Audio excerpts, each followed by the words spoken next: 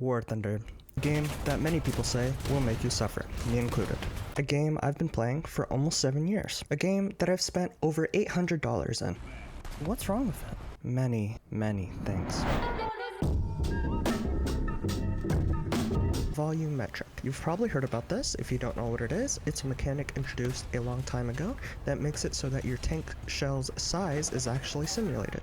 And what that means is that while previously you could shoot a tank through a millimeter wide gap, you can't do that anymore, and that applies the same way with tank's armor. But the mechanic isn't realistic, because as you can see, if you shoot right here, hitting those two plates, even though they're basically the same thickness for those two plates, just separated, the game will add these values up instead of averaging them out. This also affects how much damage your rounds do sometimes, to the point where it just doesn't do anything, even if it does punch through the armor. The reason I didn't pen this Yak Panther side is because of this flaw in the game.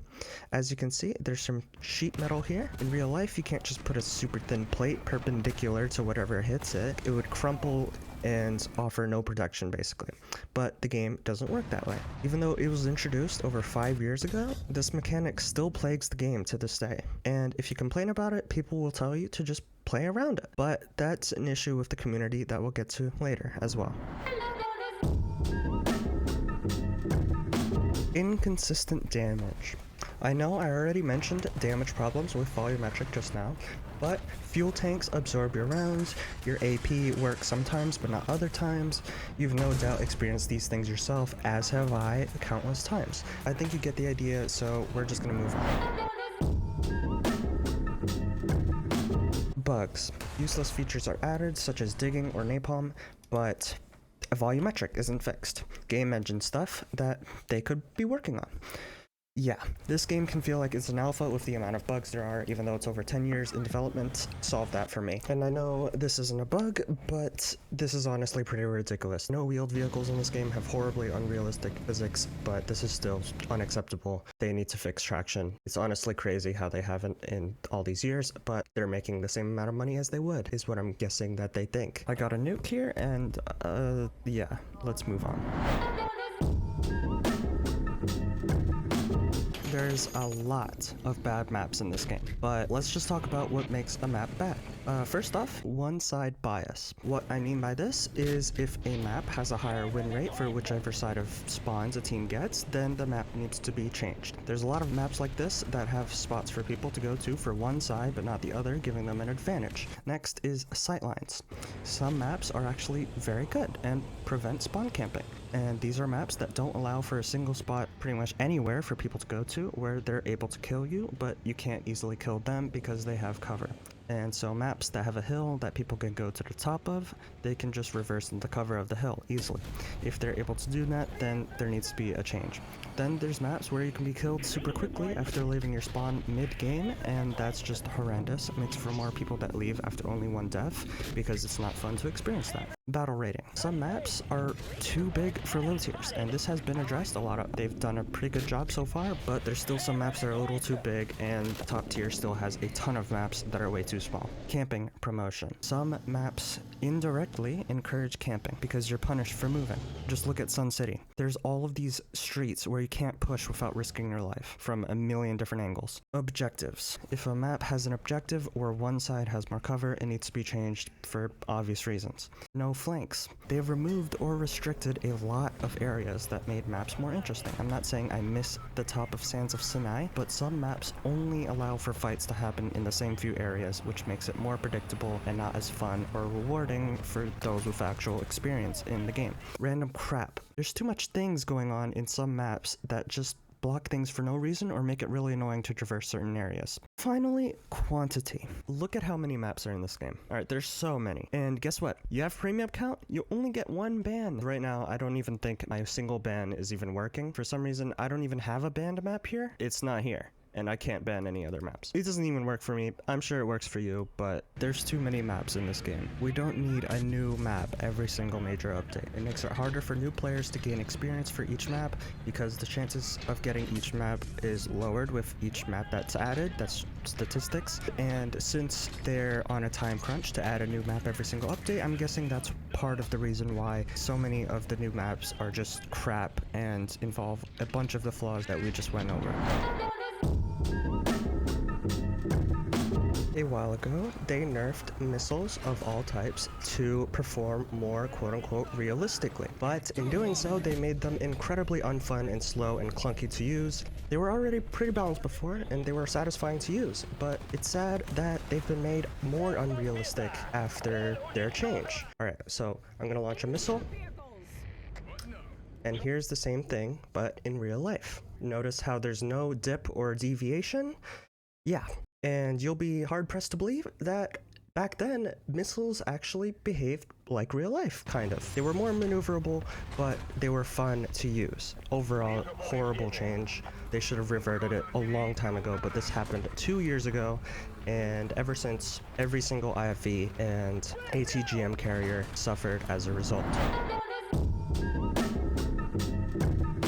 The imbalance between vehicles. Let's start with IFVs. These are very good on paper. They have an autocannon that can kill tanks from the side, and you have missiles to kill them from the front. But guess what? A lot of these IFVs are not very good. They aren't horrible, but at a high battle rating, tanks with armor are twice as fast as you, can click on you, and you're dead immediately, while you have to play whack-a-mole with the crew of enemy tanks sometimes, even when you do get to their sides, because some of these things, autocannons, shoot relatively slowly. Not to mention some of these things have a launcher that has to fold out, so you have to stop, wait 3 seconds, and be killed, or if they're blind, miss them completely because they nerfed the missiles beyond recognition. Which, by the way, even if the missiles do hit, they're going to simulate a sneeze, or you're going to die before the missile even gets there, because they'll see it coming, and they'll just shoot at you, or they'll go behind cover. Just make the launchers stay up. Bind it to the radar key to put it up or down, and make them able to shoot missiles on the move. I know some of these IFVs can't in real life, but a lot of them in this game can. The Russian and Chinese IFVs aren't overpowered, but they can shoot missiles on the move. So please, at the very least, the launcher feature has gotta go. Next is general balancing issues between vehicles. Okay, firstly, I'm going to look at heavy tanks versus light tanks. Light tanks have long since dominated War Thunder for a very long time with the introduction of Heat FS, ATGMs, the speed, and scouting and scout drones have made them all the more powerful. And heavy tanks have gotten nothing. Heavy tanks do not get artillery, they do not get scouting, they get pretty much nothing. So I suggest that there should be an ability for heavy tanks to repair faster than other vehicle classes. Now we get to independent vehicles. I'll just take a look at the Arietes for Italy. Don't know if I'm pronouncing it right, correct me down below. I won't read it, because most people would agree that these are the worst top tier tanks in the game. And you might ask why? Well, it's because these literally don't have any armor, or at least useful armor. Armor in real life for most of these modern tanks is classified, so they can't find the accurate values most of the time, the developers. But even if this tank wasn't classified, the Arietes have very bad ammo storage. There's a way higher chance of you dying in one shot compared to a Leopard 2, which stores the ammo in the turret. The developers could easily artificially buff the turrets of the Arietes. Even if it's unrealistic, it would make it plenty more balanced, because these things can't even tank heat charges, which every modern tank is best equipped to handle. If they buffed the turret so that it could tank not only heat charges, but AP AFSDS rounds, that would not even put them on par with the Leopard 2s at the same battle rating, because of their worse survivability. So why not? I don't know why they don't do that. Battle ratings are determined by statistics, apparently. That's what they tell us, but nobody knows what the stats are, only they do. And they like to add overpowered premiums at will, at low battle ratings, and balance them appropriately later, after they have already wreaked havoc on whatever battle rating they were added originally at. Balancing by statistics has its problems. Most new players play the first 3 nations. They contribute to worse statistics, meaning these 3 nations will have better tanks on average at lower battle ratings, just because of the lower experienced players playing them and doing badly in them. There's also the Cold War versus World War II vehicles argument, where I'm very much on the side against vehicles with laser rangefinders fighting them on large maps. I'd make them separated, but that's subjective and it has its own problems, so that's all I have to say about that. Cass. Half the War Thunder community is gonna hate me after they find out about what I've said about Cass. Let's just get this out of the way. I have a question for you to answer. If you don't really care about the missile nerfs or don't see a problem with them, why haven't planes been nerfed too? They can maneuver very unrealistically, because in real life, even the best pilots can only handle about 9 Gs before blacking out, but the War Thunder pilots can go through about 13 or something for seconds, which is not realistic at all.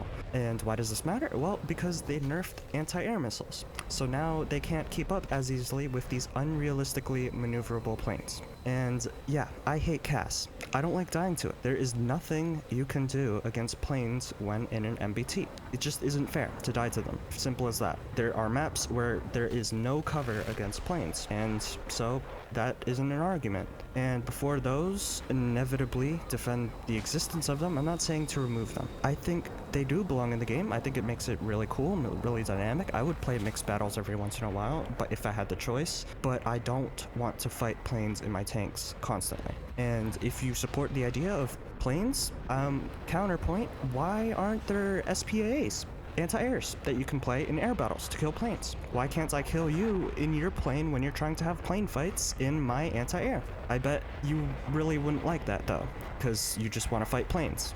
There you go.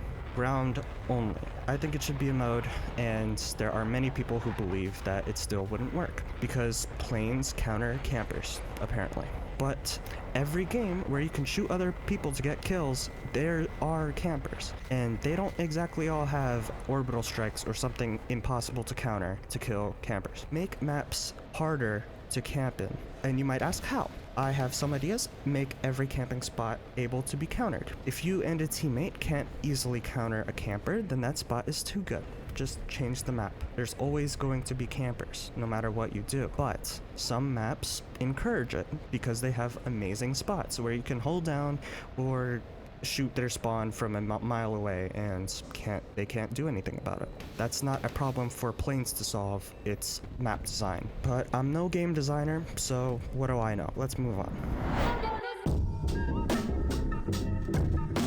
SPAs. After dying over and over again to these stupid-ass anti-airs, I decided to play the ITPSV things for myself after 2 years of it still infecting this game, and, well...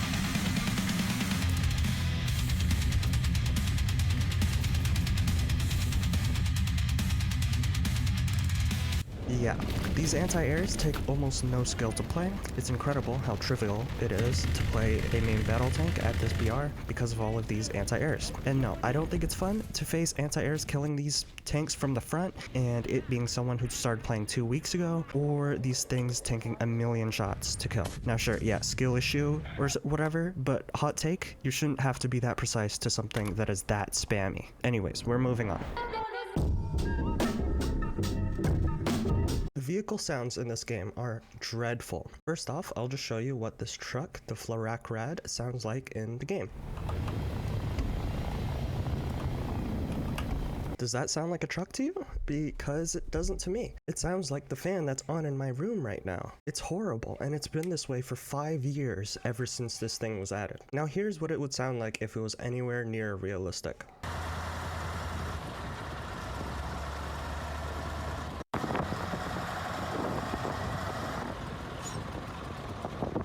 Now let's move on to the Centura. Wheeled tank, you'd think it'd have such a cool sound, right? Can you hear it? Because, yeah, I can't really either. Now, again, here's what it'd sound like if it was realistic.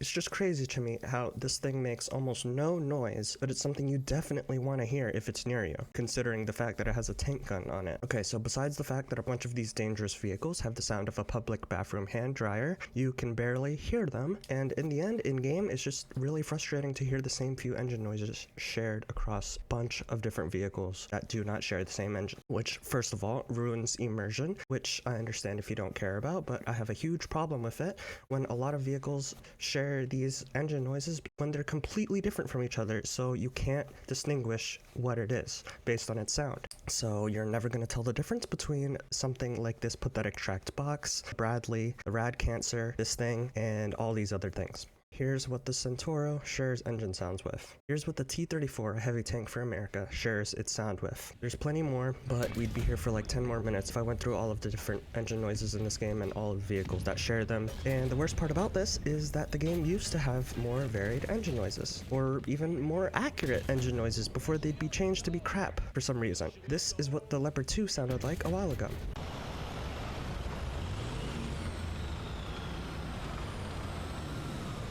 And here's what it sounds like now.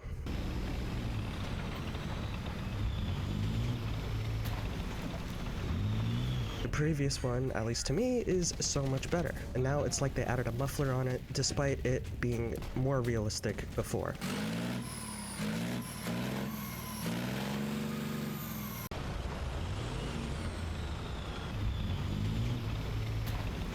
They also could have kept a lot of old engine noises to at least keep some variation between these vehicles and just replace some vehicle sounds with new ones. But no, when vehicle sounds are updated, the same few files are changed that are shared between a bunch of different things, so it's just the same crap or worse. And I've seen people say that if they did add unique engine sounds for all the vehicles in this game, that'd make the space twice as large. I think those people need to really reevaluate what takes the most space on their computer and tell me that it's MP3s, because unless all you save is music on your computer or worse, that just is not going to take much space at all. The 3D models in this game take more space than the audio files could ever take. They've also changed the sounds of the 50 cal over 10 times, and they last changed the sound of it about 2 months ago. I guess they'll get it right someday.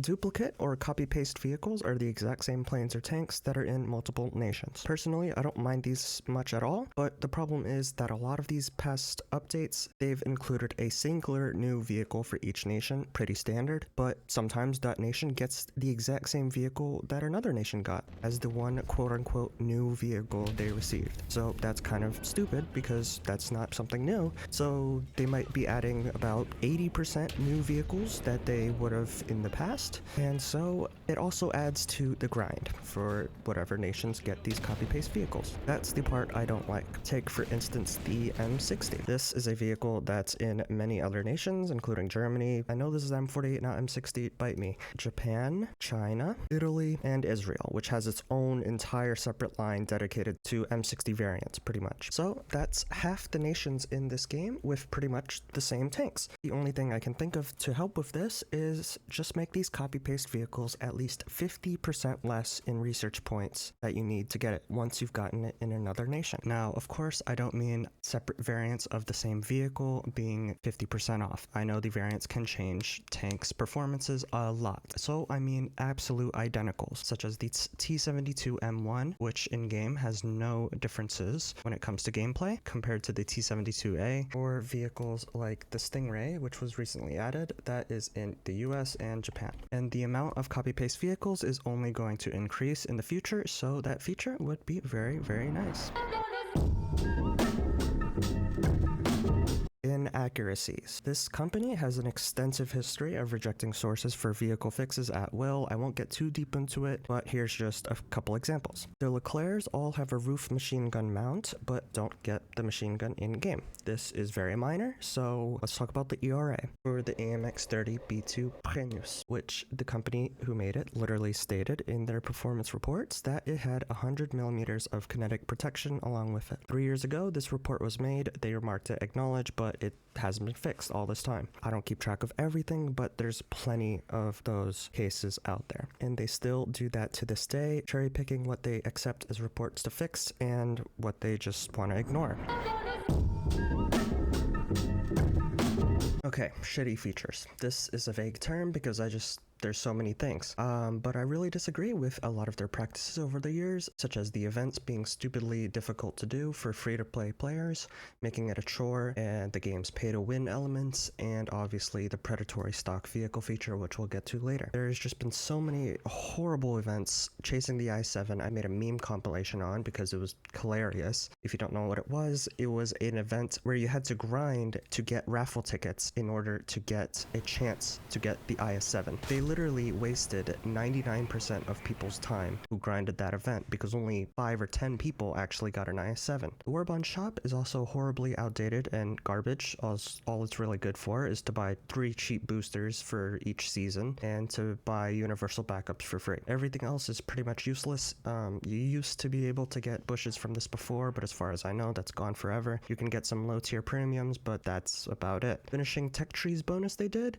just makes for more random crap for a new player to not understand when they're opening the game and looking through the UI. They couldn't add a stacking small permanent bonus with each tree you completed, no. The only other thing I can think of is the extra backups they added for top tier premiums. This was intended to make for less one-death leavers, so they're called. When a player dies, they just leave immediately, so your team is at a disadvantage. That's what that is referring to. A lot of people who play higher tiers don't like losing because of these people. They added a fixed amount of these backups so people would run out of them eventually, so this problem wasn't solved because permanent backups weren't acceptable for some reason. At least make it so that you could have a permanent backup until you have another vehicle unlocked for a lineup. But yeah, no, fix them out. It just unfixed itself because it was never a solution in the first place.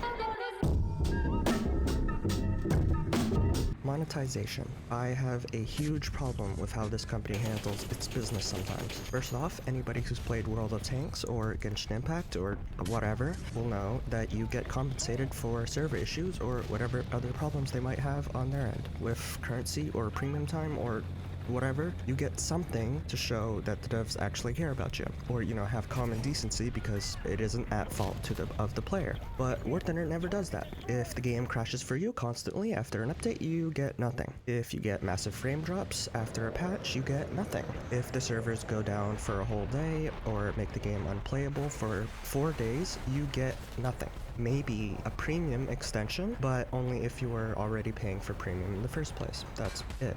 And it might sound small, but this kind of thing adds up because once you realize how they treat their players, how it feels like they're trying to squeeze everything out of you while giving you as little as possible, it feels like they're trying to get away with as much as they can instead of actually giving people something to enjoy. These past 3 updates, I've had huge issues with the game performance-wise. My game will crash all the time, my frames will drop to levels of being unplayable, and I have a pretty decent computer that runs every other game just perfectly. Lastly, I'll just mention this. With each update, they make the grind slower. And you might ask how? It's because they add a new vehicle to almost every single nation for almost every single mode. Every major update. So you get more vehicles to grind through for each and every tree, but the rewards stay pretty much exactly the same. So it gets harder and harder and harder every single year. The grind gets slower, the rewards don't grow. It's like inflation, but instead of your money losing value, it's the time you spend.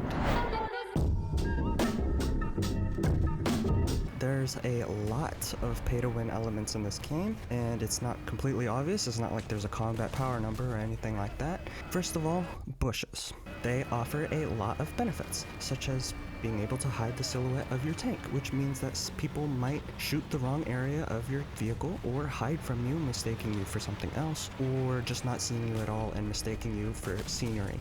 They're used to hide weak spots, so you can't hit the one place you might be able to shoot a tank to kill it. They're harder to see, and the shape of them can change how you perceive things. This is more of a psychological thing. I'm not a scientist, but I know for a fact, over years of playing, that vehicles with a ton of bushes just take more time for you to see on average, which in this game, even a few seconds can dictate whether or not you're playing the game or you're back to hanger. Crew skills. These literally enhance your tank in different ways. You repair in less time, your crew gets replaced sooner, your tank reloads quicker, your turret spins faster, and your tank's responsiveness changes. These are the main benefits of crew skills, but they also include crewmate durability. So your crewmates with max skills might survive more than a tank with none of those crew skills. It's very minute, not that noticeable, but the other benefits scream pay to win. There's other crew skills that do other things, but for the most part, they're pretty useless in comparison. Premium vehicles. Some of the vehicles in this game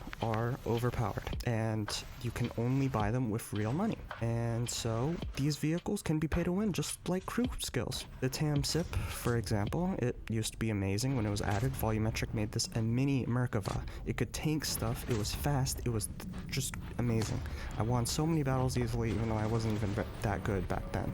Stock syndrome. A stock tank is incredibly weak. You're worse in almost every way against a maxed out tank. Less mobile, your turret is slower, your gun is weaker because of locked rounds. You can pay to skip this, obviously, but if you don't want to spend money, then you're pretty much maybe even 2 BRs lower than what your tank is fighting when you're stock. And you're facing things that aren't 2 battle ratings lower. Round types need to be default given to vehicles. Proxy ammo should be stock for an anti-air. Your weakest dart round should be free for all vehicles. There should be no AP stock grind. Give AP chi by default. Or, just buff AP so it isn't incredibly inconsistent.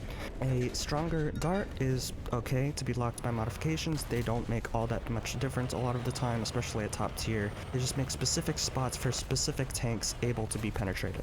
And just make parts free. Being able to repair is a huge necessity, and don't give me that BS you can repair, only it's just worse when fixed, or that it's fine because you get parts easily after maybe 2 battles of doing well. Just remove it. There's no reason to defend a company's predatory business practices, to make it extremely unfun to play, and to entice you to pay to skip that. You shouldn't be put at an extreme disadvantage like that, ever. But hey, you'll probably see people defending Gaijin anyways, or saying that I'm complaining too much, and you know what? That's fine. Choose who you listen to. Crew slots.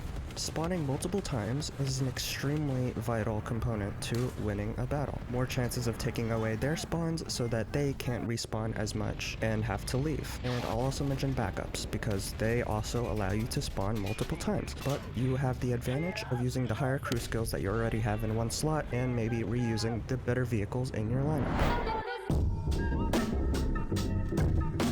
Progression. I've been playing for about 5,000 hours at this point, and I have every single nation to top tier for all the tanks except Italy. And the only reason I don't have it for Italy is because the Arietes don't really interest me. They're pretty much the same as the Leopards, just worse. But this took me a very, very long time. I remember when I was trying to grind France as quickly as possible, and it took me about 3 days to get from the AMX30B2 Prénus to the Leclerc. And that was pretty much non-stop grinding. I was playing for maybe at least 10 hours per day for 3 days. That's how long it took for me to get the first Leclerc. And then the next Leclerc took me about 2 days, I think. So that's just from one tank to the next without premium time, and over 30 hours of gameplay is how long it took. And that is pretty insane, I think. Progression is incredibly slow, even with premium account. It still took me a very, very long time with premium to get Sweden to top tier, to get Israel to top tier, all these other nations. They took ages, and you can make it faster by paying, and the skill ceiling of this game is quite high. There's a lot of things to take into account that a simple video to give you tips on will not be able to give you. Map design and map experience take a while to get used to as well, and in those 5,000 hours I don't have that many planes. I have barely played any of these planes in the past. I have a couple premiums that I bought in the past, but I haven't used them that much. The furthest I've gotten in any plane tree is with China, where I got the first F-16 that was added to China. And then I got the first F-15 that was added to Israel. And that was all with starting with this thing, which took me about maybe 100 to 200 hours of gameplay to get through all of these different planes and reach this. Here are my other trees. Sweden, I haven't got pretty much anywhere with. So I have mid-tier for a lot of these plane trees. So safe to say I'm primarily a ground player. And I have quit this game about 3 or 4 times over the past few years now because it's just become so frustrating at times. And that is a huge issue that is made worse by all the other issues we just discussed. The War Thunder community is horrible to interact with, and of course I don't mean 100% of them. There's a bunch of amazing people who play this game who are incredibly sweet and generous and smart, and I commend them for that. But a lot of them are just exactly the opposite, and I'm talking about the people who find others with better stats more credible than others, or those who gravitate towards these two words whenever someone makes a criticism on balancing between vehicles. Skill issue, skill issue, skill issue, skill issue, skill issue, skill issue, skill issue. Yes, it's skill issue, bud. Bro, stop crying. Nope, you're just unskilled, bro, and you're just trying to cope If you by got saying shot at this first, ruins that's on gameplay you. for You should everyone. assume Get dying good, against stop anything whining when about playing it. an ice. It's become so repeated verbatim by these people that are trying to justify something being overpowered or underpowered because either they enjoy abusing that unbalance or they're full of themselves and think that because they or others can do well in a vehicle that it means it's competitive. There's also those that think others complain too much and the game is fine whenever anybody makes any sort of criticisms. There are people who inevitably are against it, even if they're not related to monetization or keeping the game running. They simply have no reason other than seemingly wanting the game to be less good than it could be. And that's the worst of the worst, in my opinion. So even when you criticize something like volumetric still not being fixed, there's always somebody who's going to tell you to just do better. There's always people who think you're just making excuses for not being better for some reason, as if it's always a competition, as if criticisms shouldn't exist. And sure, you could amount it to being trolling, but it's so overused, it's just completely unfunny. But that's certainly possible and that's subjective. I think you get the idea, so that's all I have to say.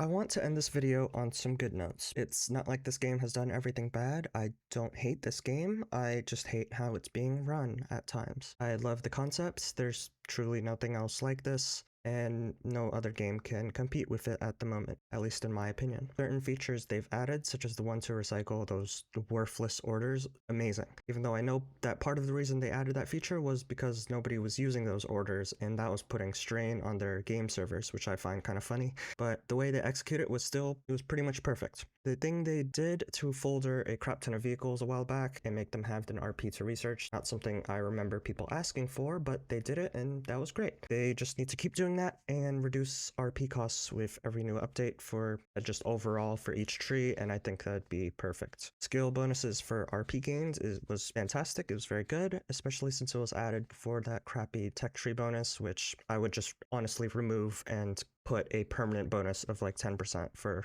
each nation you have top tier for. I still enjoy playing this game, but I don't know if I'll ever buy premium time again because of the reasons we just discussed. I hope you enjoyed. Comment your opinions, thoughts, whatever you want to talk about down below. I'd love to see what you have to say. That being said, until next time.